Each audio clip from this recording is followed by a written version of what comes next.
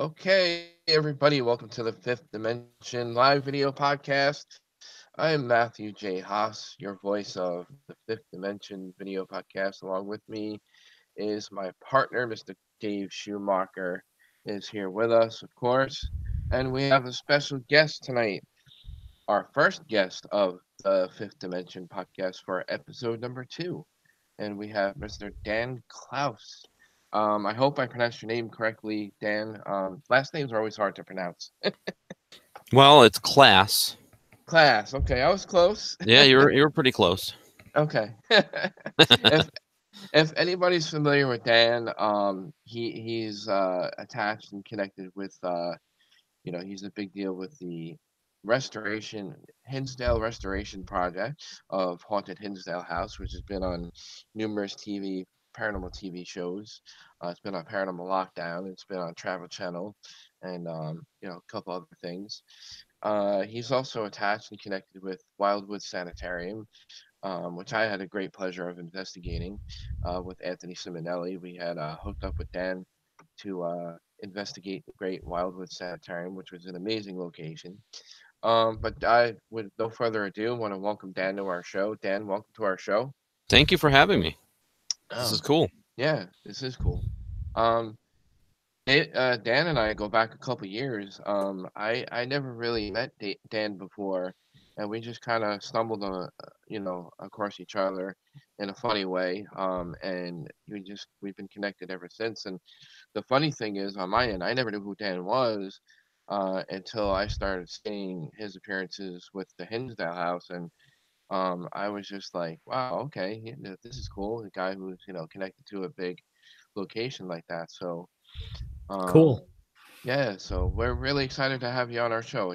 Thanks for being our guest. Yeah, Yeah. welcome. Look forward Thank to thank hearing thank all you. the stuff going on. Yeah. Yeah.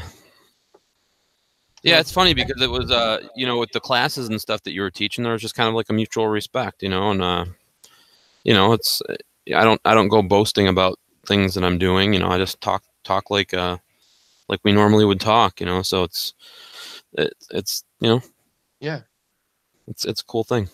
yeah, no, definitely. That's what I like about you a lot, Dave. Actually, is you're very like calm and collective about yourself, and I really like the way you go about with yourself in the public eye, and it's a really respectful way, and I think you're getting a big following because of that, and you're very involved in the paranormal community. I see that, you're going, along with many conferences all over the place and getting involved in all these projects. What I'd like to do for our audience is, they know, for those who are new to our show and may not know a little bit about that, if you can tell them a little bit about yourself, maybe how you got started and what got you so interested in the Hinsdale House and what you do.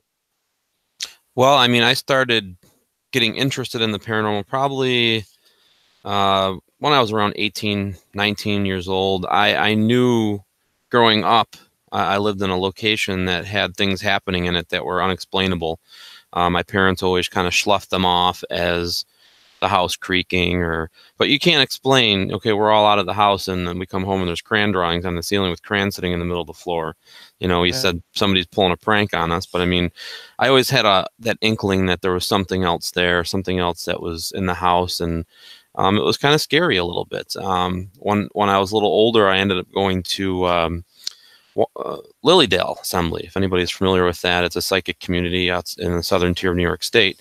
And my roommate at the time had talked me into going. And I'm like, all right, well, if I'm going to go, book me with a good psychic. And she booked me with the president of the Lilydale Assembly at the time. Her name was Ellen Bourne. And when I got into the office and before I even sat down with her, she, before I even paid her, she said, you have 2 children's spirits that are in your house. And they had died in the house and they're attached to something in the house.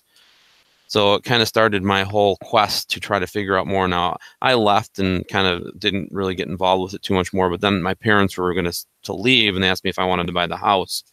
So I actually purchased that house and moved my family into that house, and my kids started experiencing some of the same things that I did when I was a kid. And now that I had the deed, I was able to research the family names a little bit more, and ended up finding newspaper clippings on microfiche in the library of a little boy and a little girl that died of cystic fibrosis in that house.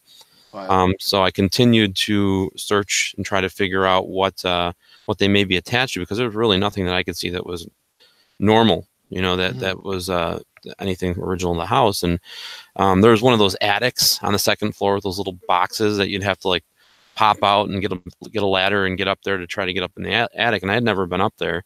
Mhm. So I remember opening it up. It was like opening up one of those cans of tennis balls. It was like, whoosh, and all of a sudden, Yeah. it was like the door that's never been open. And I hate the one with the snakes, with the cans with the snakes, and you open the lid. yeah, exactly like that. Yeah, Yeah. except there was no snakes popped out. It was just No. really dusty, and I had a flashlight and I was looking up there and I saw these boards on the back wall by a vent.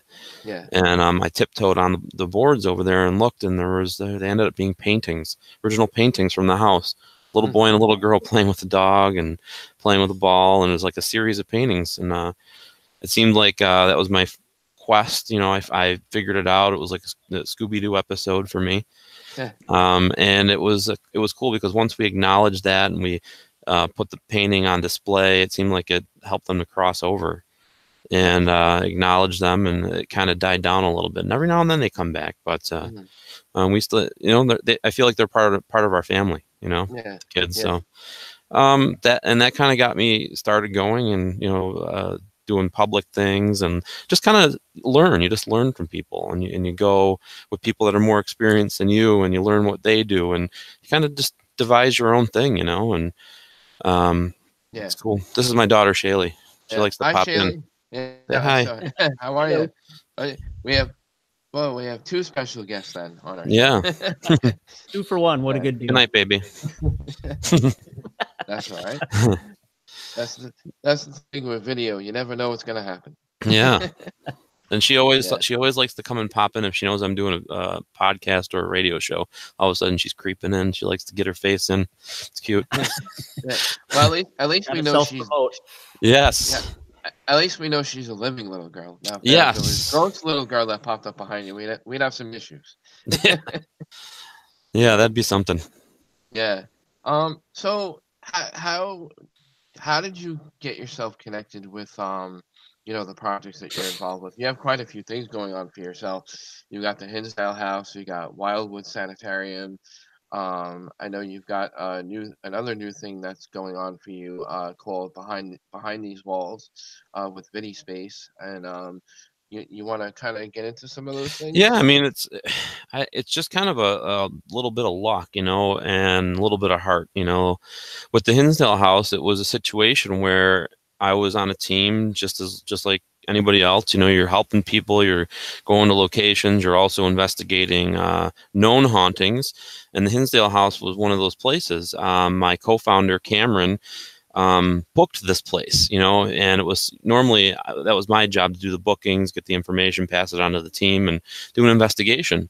So he said, don't investigate this. I'm going to brief you guys. I got all the information, and he booked it for December. So the team headed up to Hinsdale House in the middle of December, and we sat down in the living room, and the first thing he had us do was watch the episode of A Haunting, A Dark Forest, which was based on the story of the family that lived there in the 1970s that had the structural exorcism performed. Right. And I just remember watching that thing, and I'm like, this is the house? Yes. Yeah. Are you an F? I started swearing at him, like, wow, why wouldn't you tell us there was a structural exorcism at the place we're going and kind of mentally prepare us for this type of thing, and it ended up being a really good night. Thanks for telling us. Yeah. I mean, but it ended up being a really positive night as far as spirit communication, and I don't know, I felt drawn to the place because it was so busy. It was a situation where you didn't have to explain how to use the equipment. It just went off, and it was like they were trying to get their message to you, and it was very busy. And there's been times where I've sit at a location for 9 hours, and lucky if I get an EVP. Here I am sitting here at the Hinsdale House, and you hear footsteps, you hear doors, opening on their own. You're getting K2 hits, you're getting EVPs, all of my equipment's working, and it's like, wow, this is crazy. So I wanted to go back there, and I kept going back, and then I knew there had to be more to this place, than just this family that lived there in the 1970s. And finally, I was doing some research on it, and I found another family that lived there in the 80s for some time, the Misnick family. Okay. And they were an older couple. And I said, there's got to be, can't be just these spirits and this whole story with just this family. Something had to happen to some other people that lived in this house. Right. And it was really hard to research it because it was a land contract from 1969 until I bought it. So all the families that moved in were rent to own, and nobody stayed long enough to buy out the house because they were gone in a month or 2 months or 3 months. And these are the stories that I unfolded when I was researching it. So I found this family that lived there for a few years. They were an older couple, and I know they had some type of arrangement with the spirits in the house. You don't bother us, we don't bother you. Plus, I think with being elderly, they're probably less susceptible to noticing things around them, Yeah, right. So I called out for her when I was in the kitchen. The house was actually going to be torn down. The electrical was ripped out, the ductwork was ripped out, and we were there saying goodbye, basically. We were filming it, and I sat in the kitchen, and I had the K2 meter in my hand, and I said, Flo, if you're here, can you hold my hand? And I got this sensation up my arm, these goosebumps, and the K2 meter lit all the way up to red, 20 milligauss, and I was like, holy crap, this is like nothing I've ever felt in my life. It's like I had, take the battery, the 9-volt, and stick it to your tongue. I mean, that's how my arm felt. And I continued it's great. It's great, not to interrupt you, just to add to yeah. that. It's great when you can have a personal experience like that and then have a piece of equipment to collaborate your personal experience with that. Yeah, and then we caught pictures of her. I asked Yeah. her, I asked her if she'd hold my hand as we walk up the stairs, and I kid, the thing stayed lit all the way up the stairs until we got into the master bedroom, and then I lost her when we tried going into that room. For everybody who's seen Paranormal Lockdown, that room with all the flies in it, when I tried crossing over into that threshold is when I lost her. We got pictures. I've heard a lot of stories about the flies. Yeah, there's a lot. They come and go. Yeah. But we caught a picture. It looks like a foot going up the stairs. I sent my photographer, and I'm like, you got plastered the place with pictures, and Louis got a really awesome picture, of it looks like a footstep going up the stairs.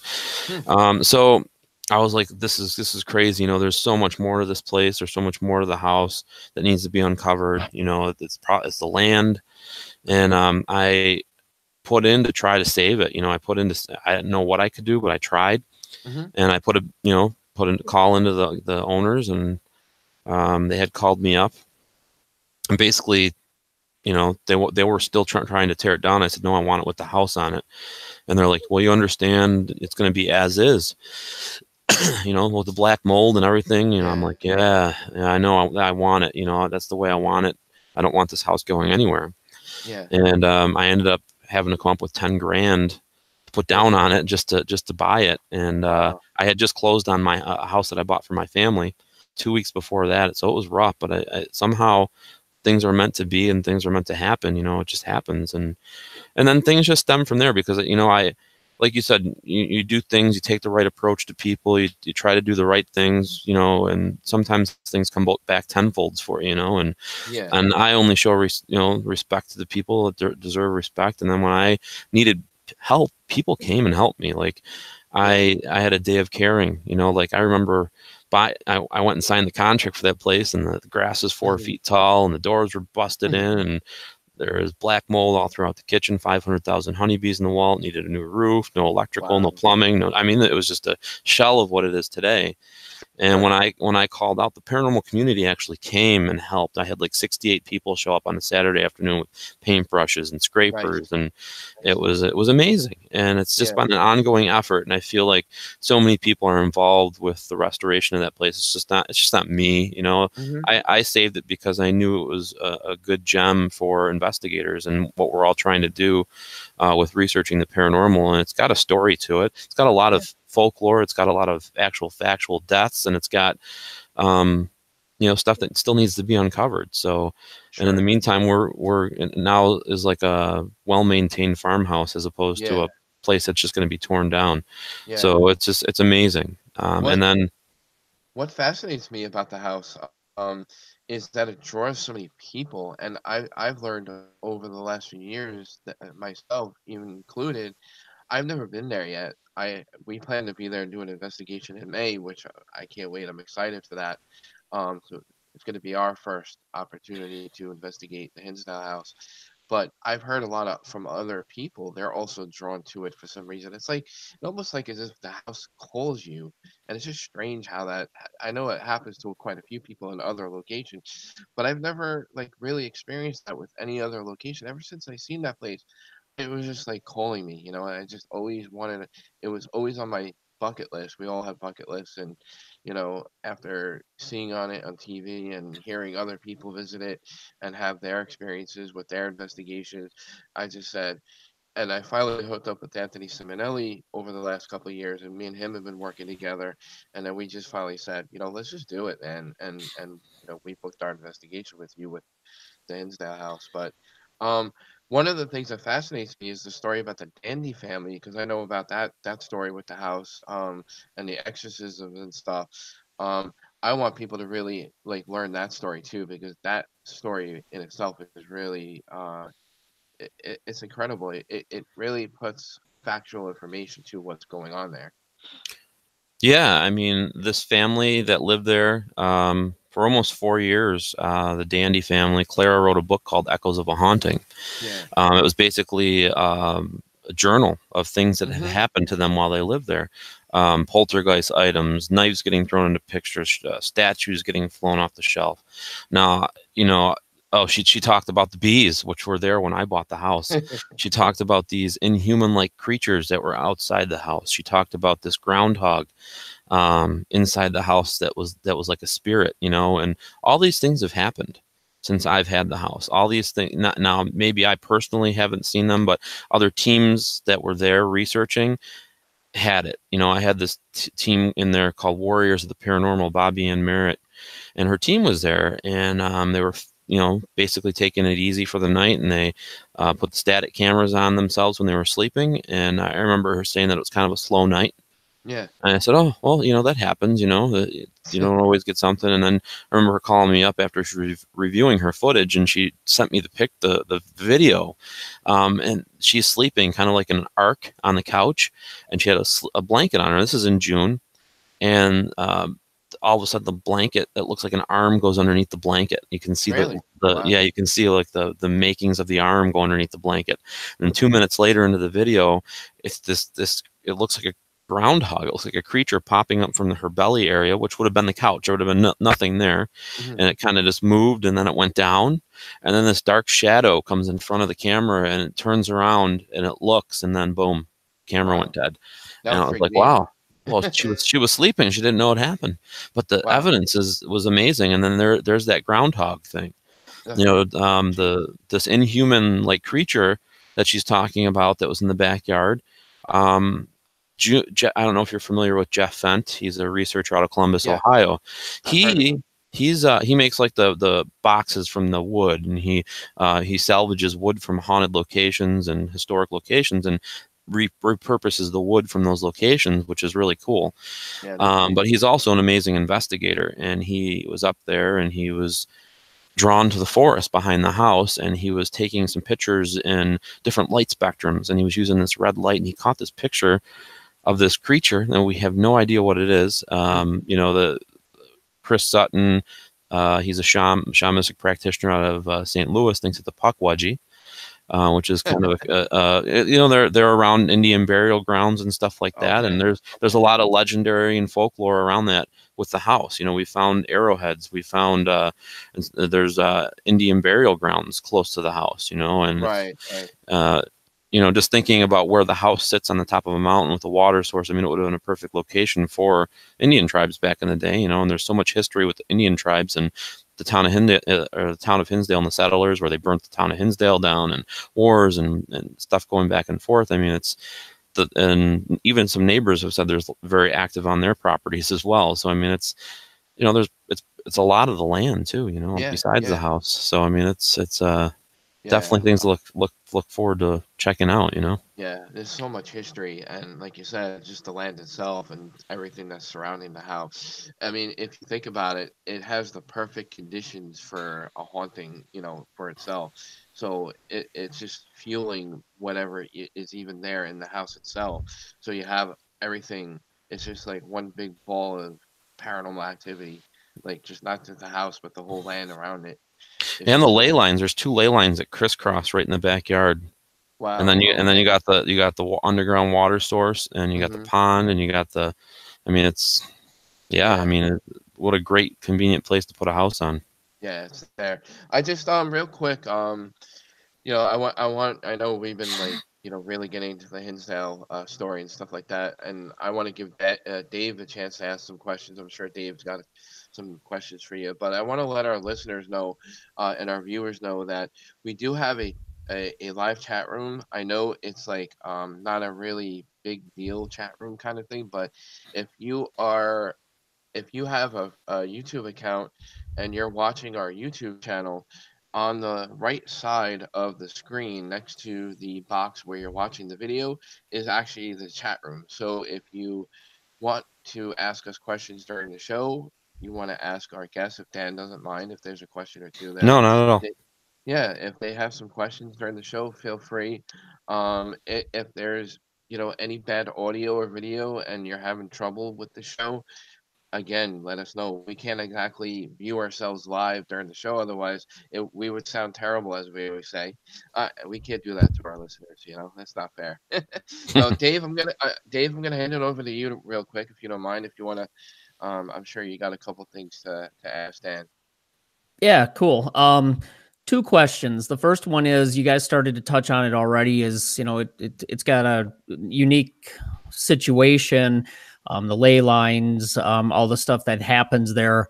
But what do you think it is that really draws it to be as active as it is? Because there's a lot of places that have, you know, different situations where you think they would be a lot more active. They'd have ley lines. They would be part of a lot of traumatic experiences. So what is it about this place, do you think, really causes it to be as active as it is? I mean, that's what I'm really trying to find out. I mean, there's a lot of stories, and there's a lot of, you know, it could be, I mean, it could be something that has to do with our minds too. I mean, Greg and Dana Newkirk came there, and they did an experiment where it was a situation where they were speaking to the house. You know, maybe it's emanating what everybody's feeling. Maybe it's giving us what we want, and maybe it's making people want to come there. But I don't really know. I mean, they asked to speak to the house, and they got answers on a recorder, supposedly from the house, or maybe it's spirits pulling pranks on us. But I think it's a lot of everything. I mean, I think it's going to be more than one. You know, it's going to be more than one person that's going to be able to clear the place or clear the property. You know, and it could be the land. It could be some of the stuff that's happened on the property, some of the deaths that have been there. There could be a port. Some psychics say that there's a portal upstairs in that room where the bees are. And I don't like that room. There's a different feeling when you go in that room. I wouldn't like that room either. Just I don't like bees. Oh, sign me up. I'll stay up there. Yeah, I mean, it's not. It's just, you get this static feeling, and it's just not something that I don't know. Not a place where I'd like to chill. You know. And then you got the interdimensional beings. You could have. I mean, there just could be so many different aspects to the place that could be making it tick, and at any given time, you're getting maybe one little element of that. Elementals too. And there's been teams that have.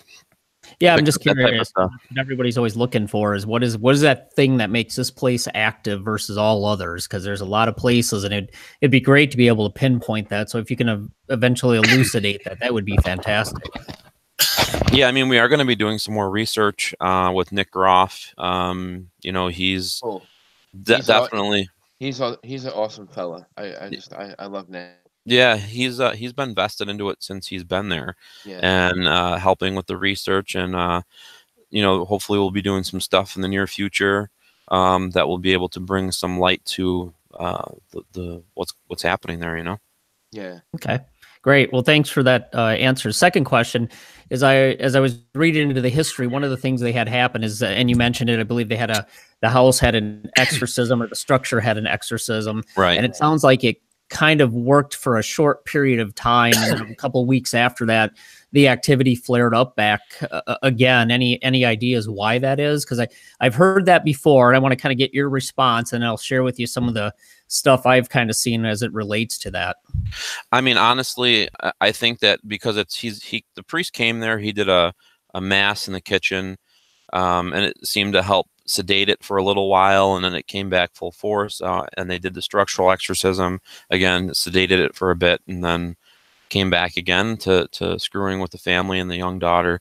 And I think a lot of it has to do with you can't just exorcise the house, you have to exorcise the property, and that's a big job. And this is it was very taboo back in the 1970s. This is before the movie The Exorcist came out, and and we don't have the information that we have today. And I feel like I think a lot of it has to do with the house being built on maybe sacred ground, or a ground or area that's been cursed. Again, I don't know exactly. These are just my thoughts. I also think that, if that's the case, back in 1969, when the property was purchased, there was a barn behind the house.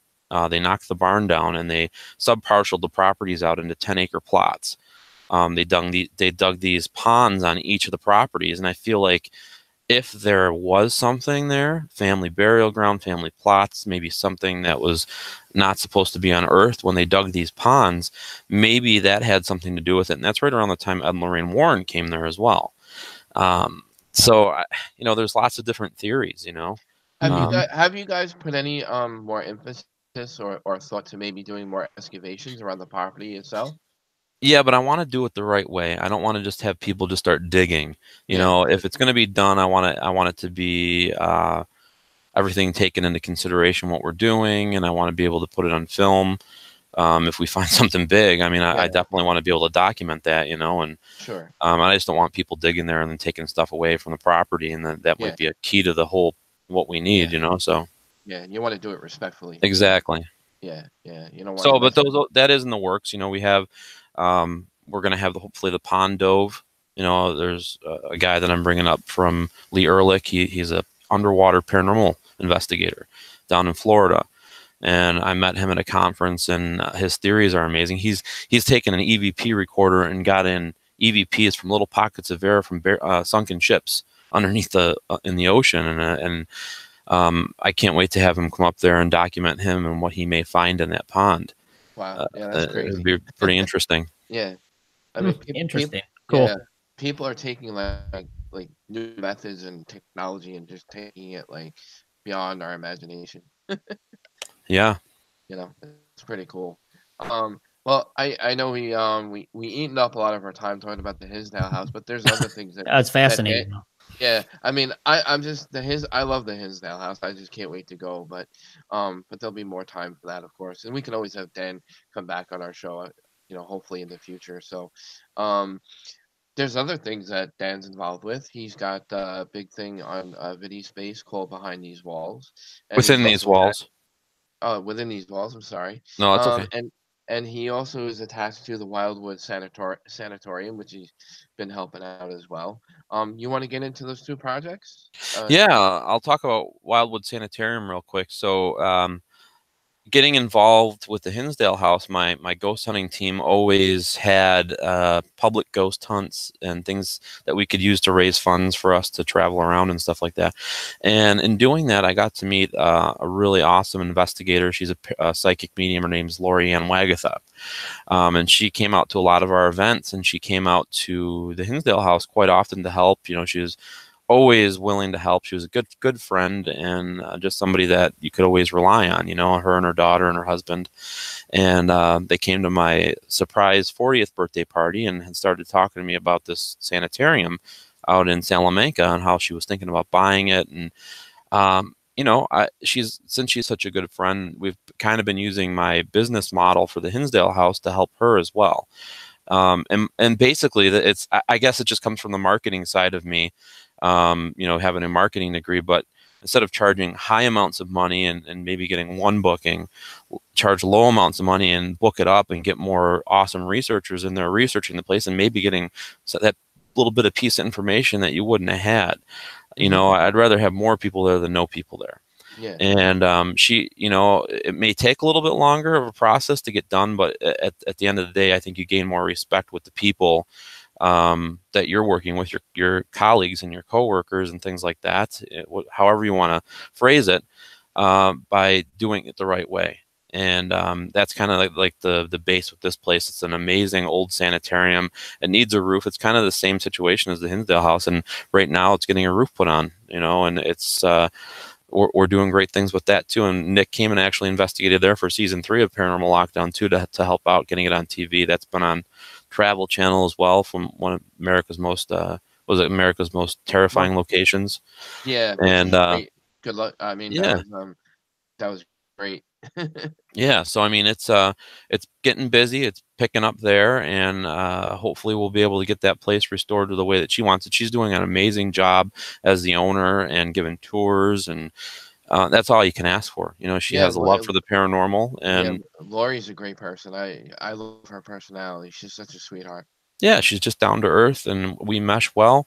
So, Mhm. you know, I'll do whatever I can to help her. You know, Yeah. and what I've been doing from the beginning is, when people are calling me now to book the Hinsdale House, I'm like, well, we got this new location 30 minutes down the road. Mhm. Why not make a weekend out of it?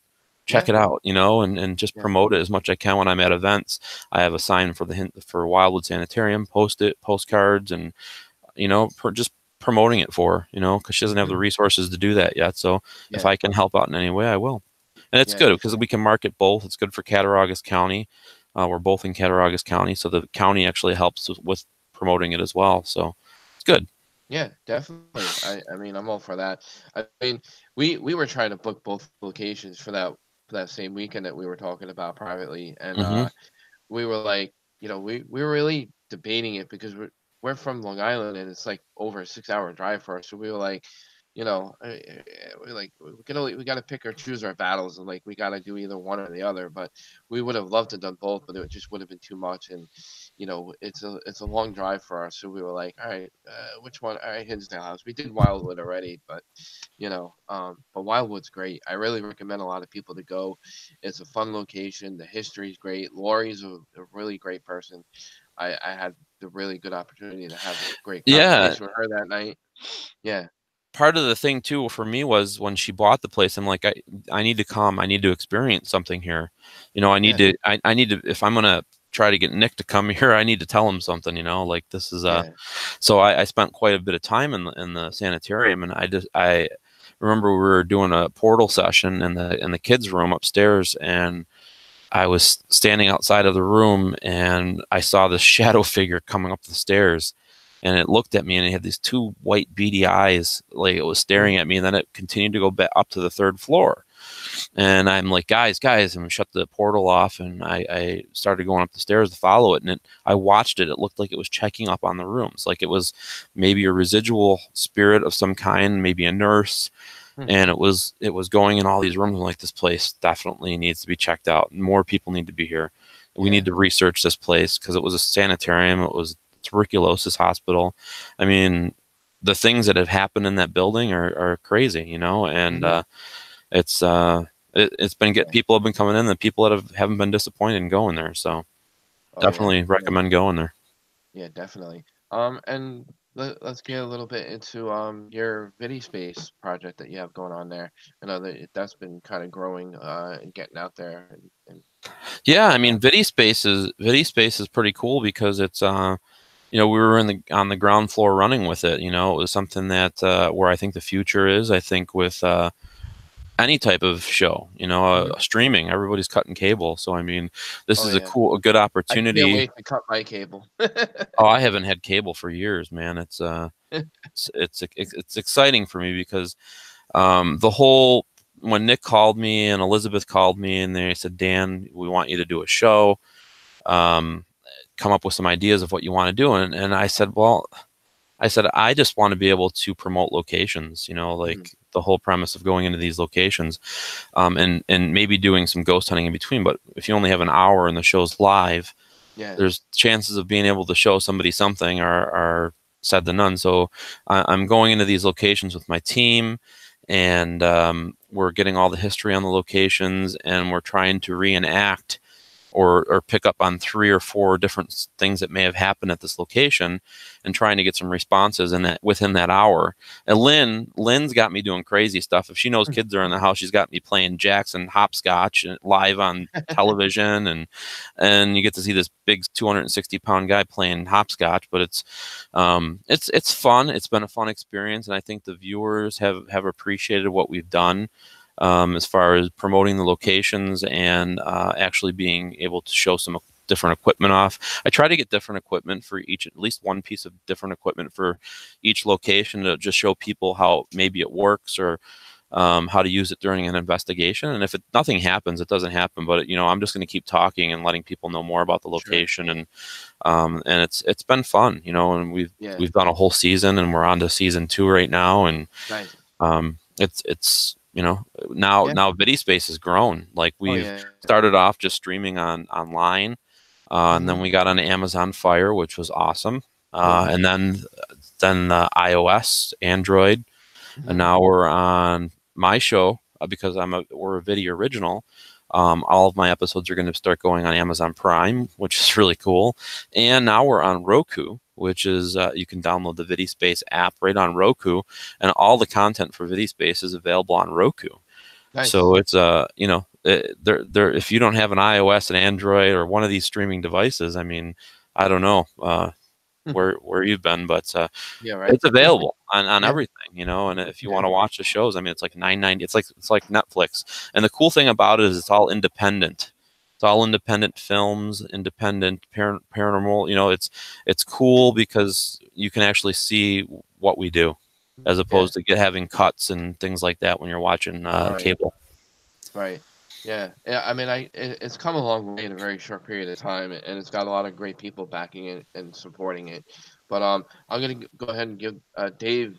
I'm gonna give you the floor for a couple minutes, because I know we talked about Wildwood Sanatorium. If you have any questions referring to anything else that we've been talking about. Yeah, no, I'd definitely just be interested in more of the history and some of the experiences that have happened there. I'm always fascinated by hearing that stuff. Yeah. Sounds like a cool place. Yeah, it really is. Yeah, I remember Lori came to me, and she was telling me about her first experience she had there. Was a pop can that was sitting on the shelf in the kitchen, and it came floating at them. So she's coming at me with poltergeist activity in this home at this location. Yeah. And when Nick and Katrina went there, they were standing outside in the front, and one of those, those like old mirrors that have the slots in them, and you got the mirror. This thing, this thing come off the wall and smash into the ground while they were there. Yeah. I was there. I mean, I was outside out front, and I heard it's a big smash. I'm like, oh my God, like I was just sitting quiet over by the trailer, and I was like, holy cow. When we did the investigation, Dave, when I worked with Anthony Simonelli and his team of colleagues that we worked together at Wildwood, we didn't know that Wildwood Sanatorium was being filmed for Paranormal Lockdown. It had not aired yet. That was going to be for season 3. I think they're up to season 3, right? Yes. Yeah, so Lori had told us that when we got there, and when she was telling us her firsthand experience when they were doing that, I was just like, first of all, for anything supernatural or anything in the paranormal to tear down something like that, that kind of piece of mirror to, grab off the wall and smash it to pieces. I mean, that mirror was a big mirror. This is like that takes a lot of energy for anything to do something, and for it to take a mirror off a wall, to me, that's incredible. Yeah, it's pretty interesting, and you might want to watch your step when you're in there, Matt. Yeah, no. Yeah, we have to get medical or health insurance when we investigate.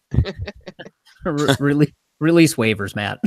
Yeah, well, they don't hold up in court though, so waivers only go so far. Well, the thought process is in your head at least, though. Yeah.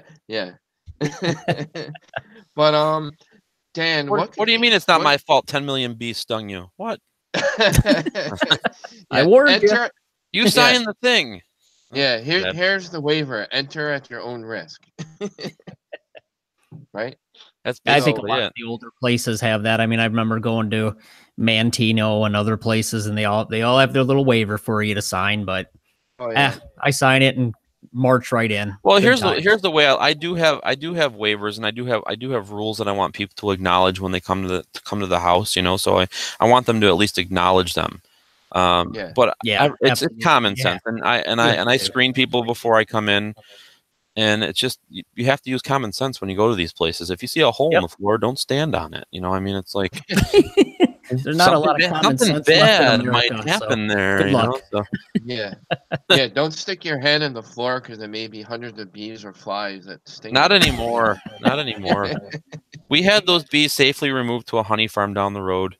So Oh, if you good. want Alright. haunted Hinsdale honey, you can get that now. Yeah. Cool. Yeah. Yeah. Yeah.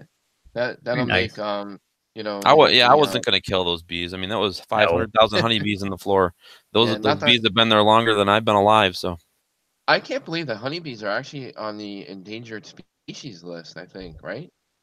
yes. Yeah. Holy cow. But Dan, what stands out for you the most as far as all these um locations that you oversee and that you help out as far as your personal experiences over recent years or something maybe way back?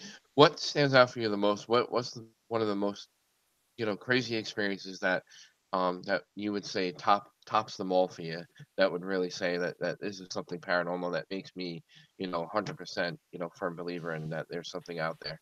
Well, I think for me it would have been the first time, you know, when you start that quest to see the paranormal, it's that first time where you actually see something with your own eyes. And I know there's a lot of paranormal investigators out there who always just say, I want to see something. That's all I'm here Hmm. for is I want to see something. And as I've been doing this for more and more years, you get kind of a little bit more immune to things that happen.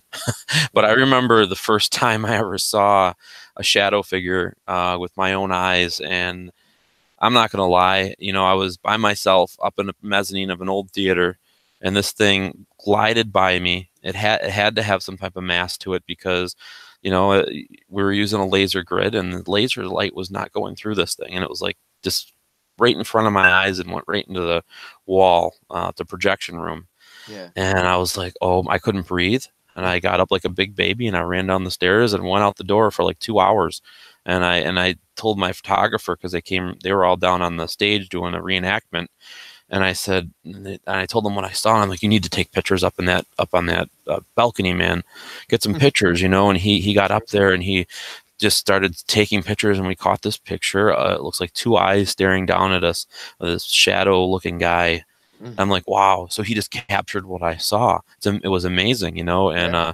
for me to actually experience that and then catch my breath, and I wanted more, you know. I'm like, get me back up there, you know. I wanted to see it again, but obviously it Yeah. didn't happen. But it was probably the freakiest thing that ever happened in my life to actually see something like that.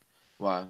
I always tell people, like, even in my lectures at my events that we host under Island Paranormal Society, I tell people, because there's a lot of people out there who have not had a paranormal experience, and it could take a long time before somebody could actually have a paranormal experience. And I say that you're very fortunate to have a paranormal experience because it doesn't happen on demand like the way some locations are more active than other places, but there's a lot of places where it may not happen right away, but we're just so fortunate to have these experiences. And I just find it all fascinating because some of these things you really can't explain, and it's just like, it's just that's why I'm hooked. I mean, you can't explain these things. Yeah, they're definitely pretty few and far between, at least for myself personally, and gone to many, many places, and just not a lot of experiences. So if you actually have one, yeah, you're definitely pretty fortunate. Yeah, Right. I yeah, agree. yeah. But that's been So another amazing thing too. Working with Nick, he's opened up a lot of opportunities for me. Getting to know him, like the person that he is, and he's an amazing friend, and he's given me an opportunity to do the show and spread the word. He's asked me to come on his tours, like the Nick Groff tour with him, and his booking agent Lee Kirkland books me at some events and stuff like that around the country. And it's amazing because I get to actually go across these locations that I never thought I'd ever get to go at, and I get to meet cool people, other investigators, and learn from them. You know, I'm there. They're putting me on a pedestal. I'm like, no, I want to watch you guys. You know, let me see how you guys are doing stuff. You know, and but it's fun. It's so much fun being able to do that and meet people and meet teams from across the country. You know, I go to Iowa a lot. I've been to California. You know, I mean, I'm going to Omaha next month. I mean, it's just you never know. Taking chances in life, what that door is going to open up for you, you know, and I feel blessed to be able to do this kind of stuff and investigate these locations and meet people around the world, and it's so cool. Yeah, yeah, well said. I mean, well, with that said, my other question is for you, Dan. In the future, do you have any more goals? I know you're still working on a lot of future projects, and I know you have like a fundraiser going, even I believe that you're trying to promote, and so whatever information that you want to share with our Yeah. listeners. So I have a Patreon page. It's Hinsdale House Museum.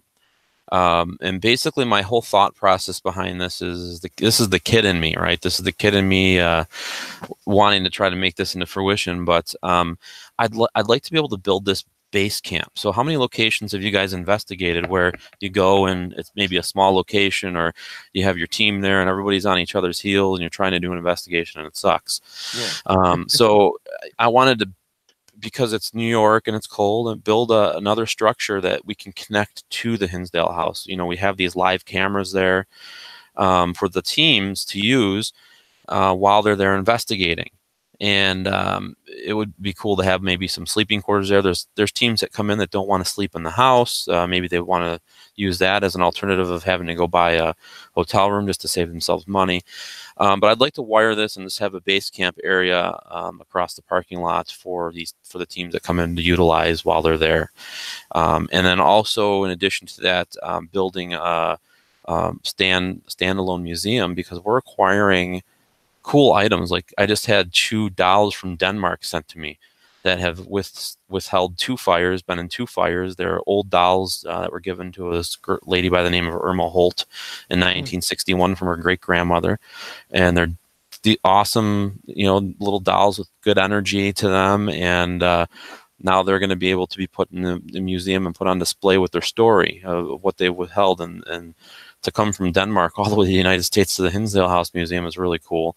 I've acquired some of the poltergeist items from Clara's book that she wrote about in her book that was returned to me now that people know that came in and actually pillaged the house and ransacked it.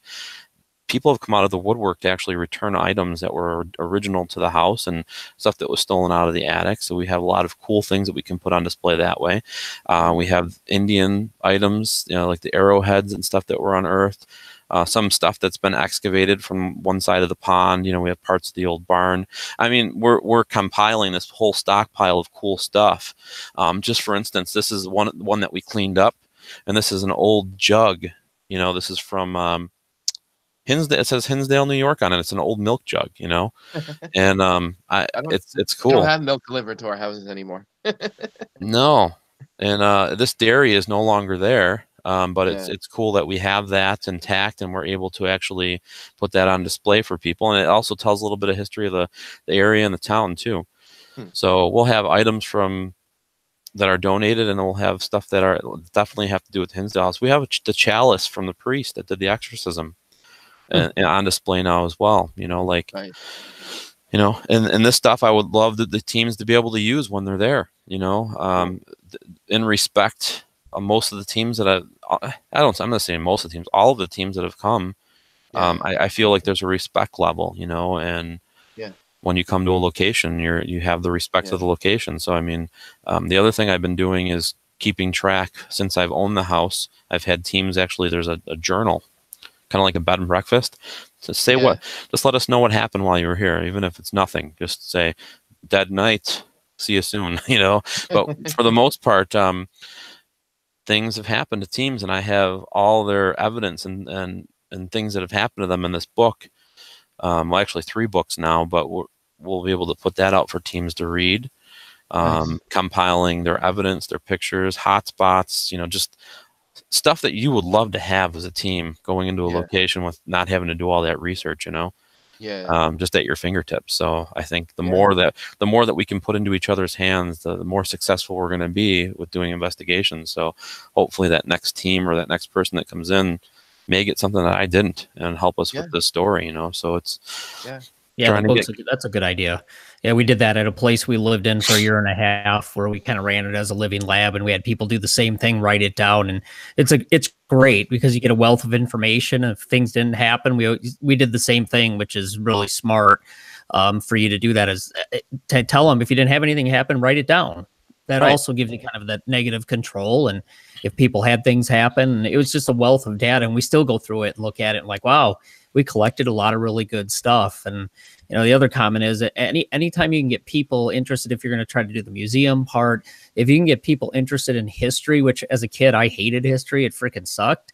But if they presented it as far as, you know, a ghost story or related it to the paranormal, anything you can do like that, it's always great just to get people interested in history these days. So I think that's a real positive aspect of what you're doing, and what other people are doing is trying to link the paranormal with history and preserving places. So that's a really great thing you're doing. Yeah. Yeah. I have a lot of admiration for that, Dan. Just by the way, a lot of respect for you for that. You know, kudos, man. Like really, like pat yourself on the back for that. It's just something that I, you know, like as a person, as an individual, that I would want to know.